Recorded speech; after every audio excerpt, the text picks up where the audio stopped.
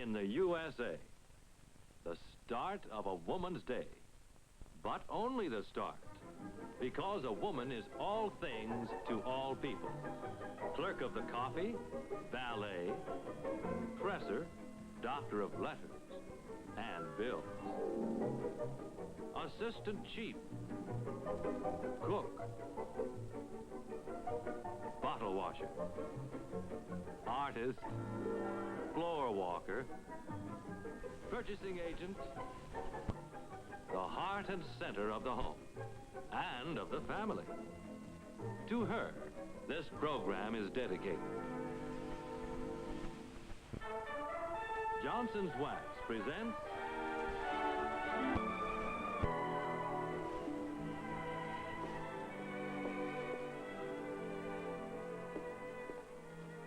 your hostess, Vivian Farrar. Hello. Welcome to Paging Women. Because we women are very busy people, and because our homes are very important places, we're going to turn to our show today without wasting a minute. We're here to tell you about easier and better ways to make your home more pleasant. No matter what its size, a home covers a great roof. It's what you put inside your home and the way you put it together that give it its warmth and its character. And so today we're going to meet one of the most famous interior designers in the country.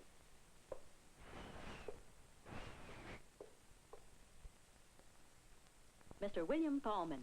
Mr. Pahlmann is going to tell us how to make a living room more exciting and more livable.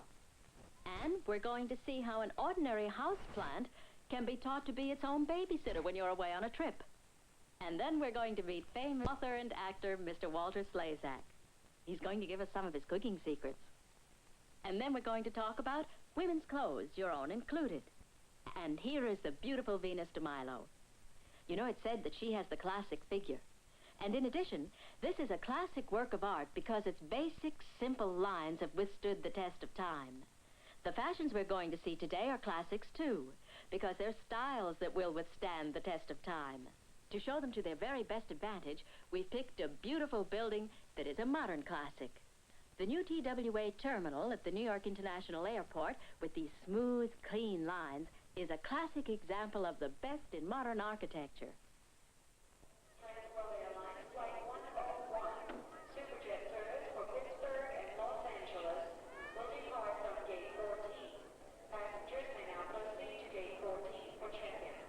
This building is an example of how function and beauty can be perfectly combined.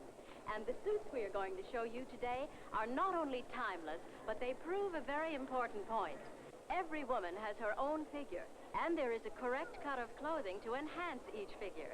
In addition, we're going to give you tips on color, line, and texture in each of 3 basic sizes to help you look your very best. This is a classic modern suit, good for almost any time, season, or place. And the things that make it that way are its simple lines and proportions that follow and enhance the natural shape. This suit will stay in style for a very long time. This particular fabric is a blue and white wool tweed with navy blue trim.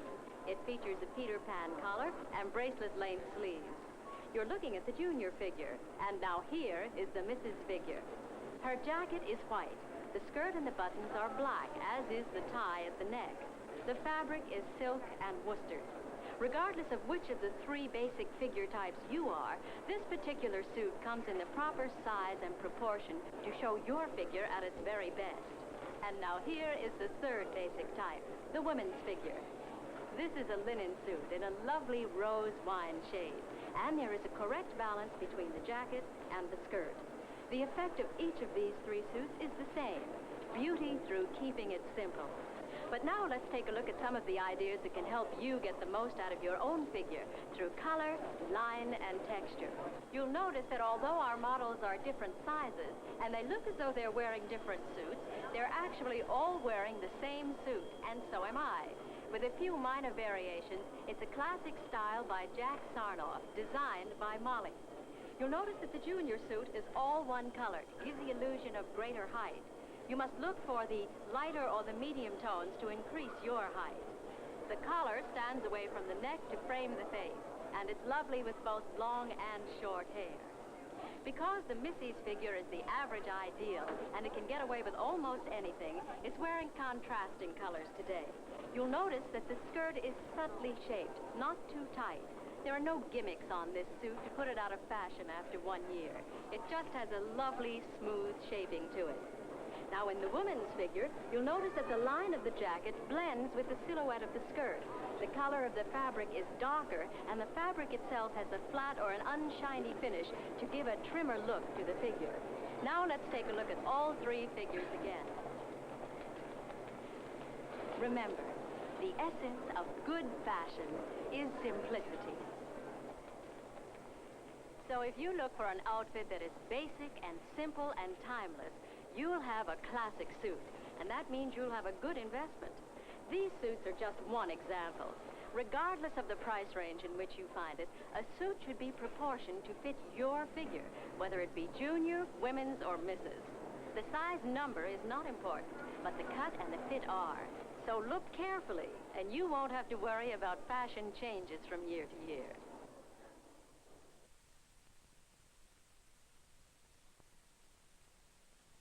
Have you ever decided to turn your living room upside down and start all over again? Well, every once in a while I get that impulse, but it usually gets me into trouble. For one thing, I never know where to begin. For another, I find that many of the things I want just cost too much. That's why our special guest today is Mr. William Pahlmann, one of the world's outstanding interior designers.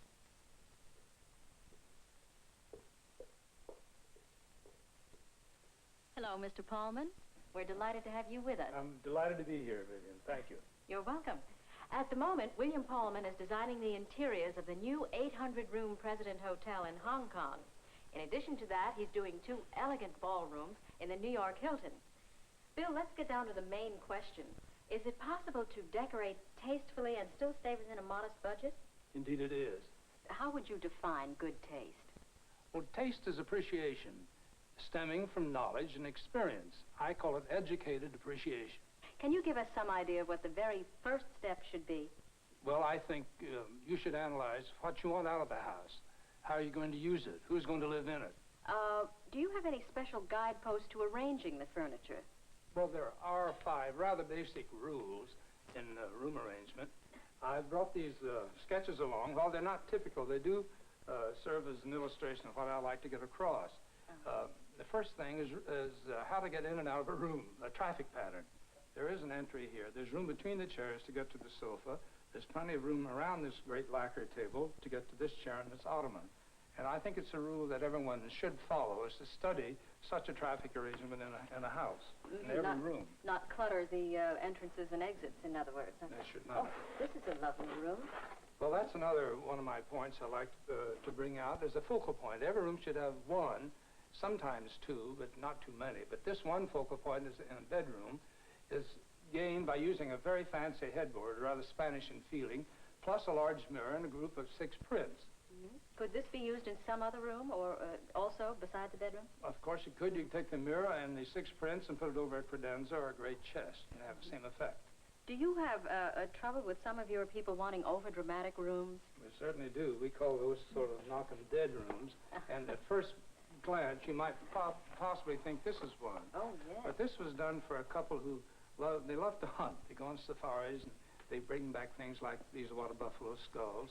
But you see the traffic pattern is still good. But this room is very livable. It's for reading, eating, drinking, and even playing. Can you fit a desk into a living room? This table, when not in use as dining, could be a work area here. But in the next sketch, Here's the desk. you will show the desk, find the desk, put in a window. It could be put flat against the window, but there's plenty of room. It doesn't spoil the traffic area by putting it at right angles to the window. And now, how about the problem room? Let's say the long, narrow room. The problem rooms are always with us, particularly if you are working in some of the new modern apartments. And of course, some of the new houses have problem rooms too. In this case, the problem was everything being horizontal, so we wanted a vertical treatment on the walls. They could be wallpaper panels, or they could be paintings. They could be Chinese panels, but used vertically. And you'll notice here, in this area, we use a vertical pattern on the curtains. You know, today we have a sample room to test out all of your ideas. Shall we go take a look at it? I'd like to very much. Okay, just follow me.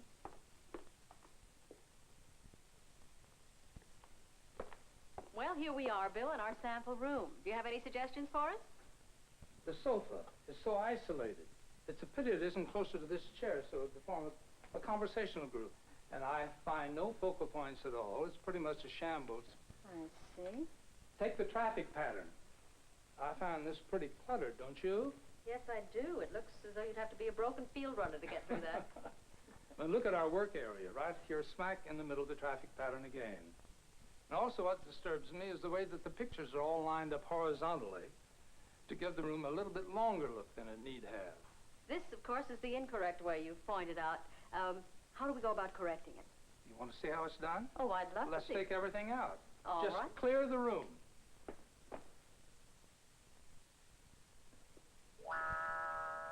Well, this certainly gives us a fresh start. Where do we begin, Bill?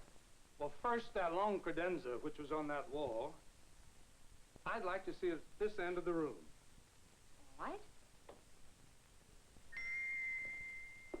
A long piece of furniture like this usually makes a room appear wider.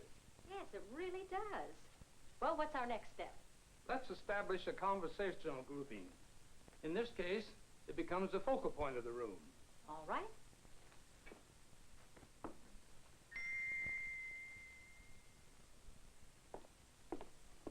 I bet everybody wishes they could move furniture this way, Bill. Oh, this arrangement is lovely. And notice how the people on the sofa and in the chairs can converse easily. And we've added 2 open-back chairs to lend more airiness to the room, except this chair must be moved over to provide easy access to the sofa. You know, the traffic pattern must be kept. Oh, yes, I remember that point well. And then this area rug kind of ties everything in. And this nice big cocktail table is right within everyone's reach. How about the desk, Bill? Where will that go? I'd like to see it over there in the window area. That desk not only looks better there, but it's right in the light from the window. And it's out of the main area where one can concentrate. Well, that's an important consideration. Now, how about our television set? It would be best opposite the sofa so everyone could see. Let me show you. Okay.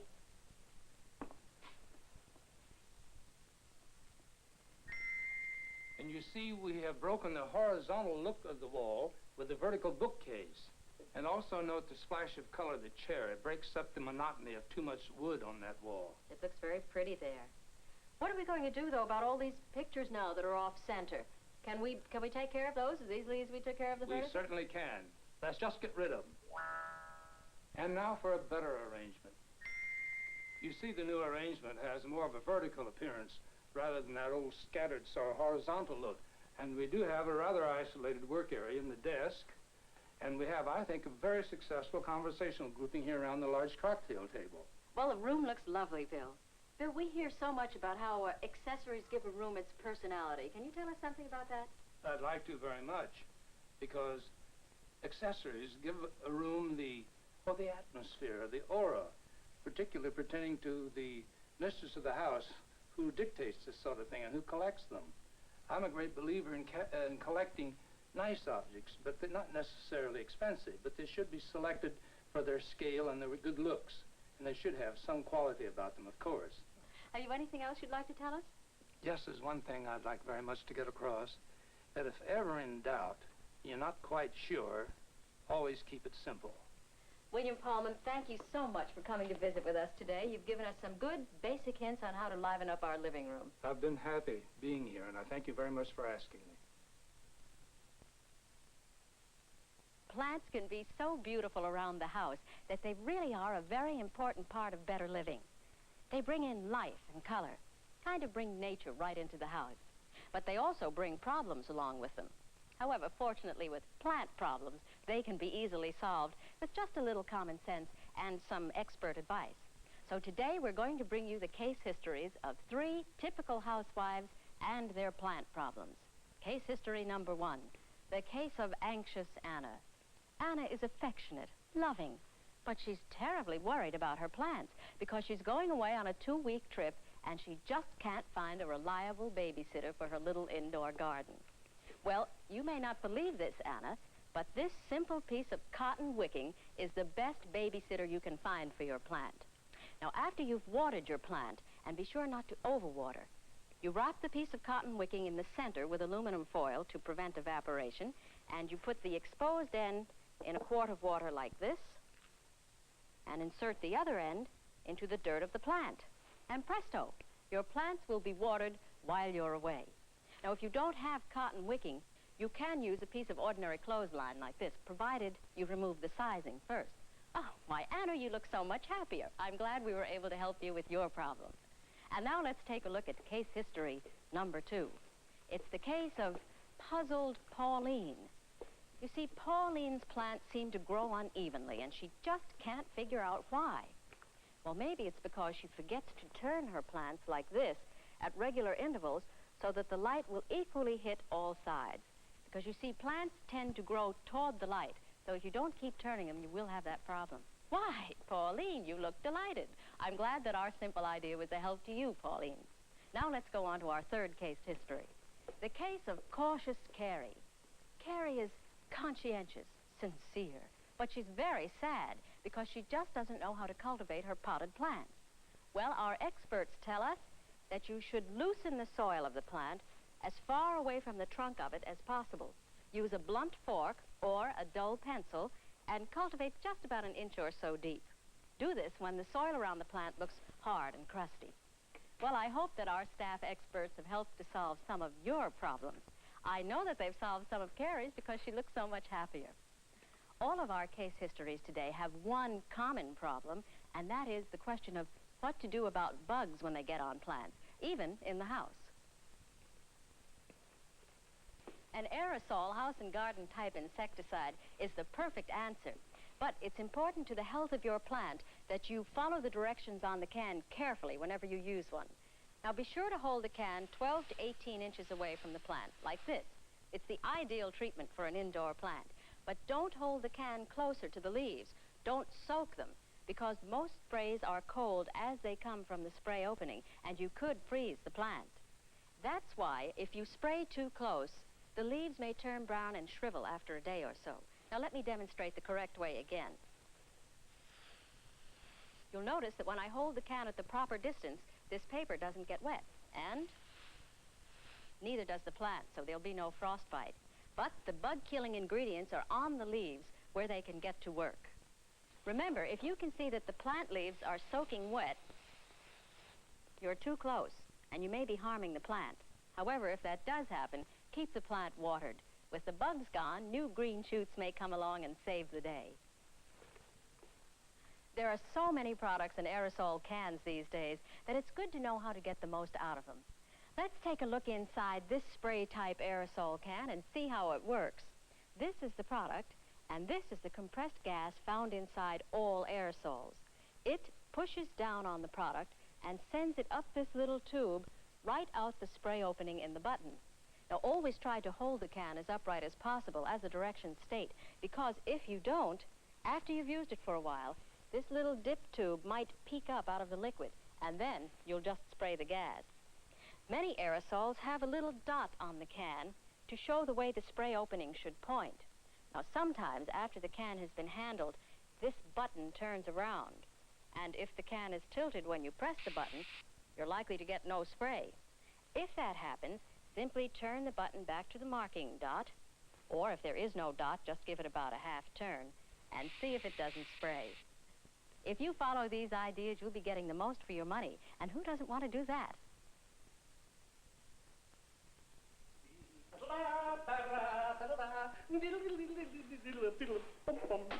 Walter Slezak, hello. Why, Vivian, what an utter surprise. Well, I see you've invaded our kitchen here and made yourself very much at home. Yes, I plead guilty to that. You know you're also guilty of keeping me up half the night. I have? When? Reading your new bestseller, What Time is the Next Swan? What time's the what? What Time is the Next Swan? Oh, What Time's the Next Swan? That wonderful, marvelous book. Oh, an interesting, funny book. I enjoyed every word of it. You and 60,000 other readers, I'm happy to say. Well, good. And you're writing another? Yes, I'm with book again. And this book will have something to do with food. I will unveil some of my more favorite recipes. Oh, well, then that's why you're here in the kitchen. Exactly. You see, I've discovered something. Most women make very good cooks, but very few men make great chefs. I happen to be one of them. I'm a tremendous chef. You see, it is not a coincidence that all great restaurants hire men as chefs. They wear big, silly things on their head. I don't, because I don't need it. You're very modest, Walter. I am a modest man. I take pills. What is your recipe today? Today I'm going to cook Frankfurter goulash. Frankfurter goulash. Well, I've heard of goulash, but with Don't blanch, my dear. Frankfurter goulash is an unusual goulash. You see, it doesn't matter if a humble ingredient like a Frankfurter goes in, as long as it is made with love, with affection, with a certain savoir-faire, and it will make a very, very aromatic dish. Well, what goes into this aromatic dish, Walter? Well, first of all, onion. Wonderful yellow onion. Then we have green peppers. 10 of those. 10? How many does this serve? 4, in my case 3. Grown-ups. Then we take tomatoes. Half a can of those. And then garlic. Garlic. Garlic? Oh, here. Oh, I see you come prepared. Every well-dressed man should wear garlic. Then the rest of your ingredients are shortening, Worcestershire sauce, a little cornstarch in case it gets too thin, paprika, Tabasco, salt, pepper. And the Frankfurters? Oh, the Frankfurters. Even the very greatest chefs need a good retriever. Your hot dog, sir. Thank you, my dear. Now, after the shortening, a few tablespoons is good and hot. We peel, cut, and fry the onions. After the onions turn brown, we add the garlic, 1 clove finely crushed. Sprinkle them with paprika and add our rough cut of green peppers. Then half a can of tomatoes. The seasoning. And finally we add our package of Frankfurters, which we've sliced, and we simmer for 4 or 5 minutes. And then we are ready to serve Frankfurter goulash, the true glorification of the lowly. Oh, that smells marvelous. Looks delicious. May I have a taste? No. You see, cooking is only a fragment of creating a masterpiece. The real artistry comes when you serve it properly in a romantic setting.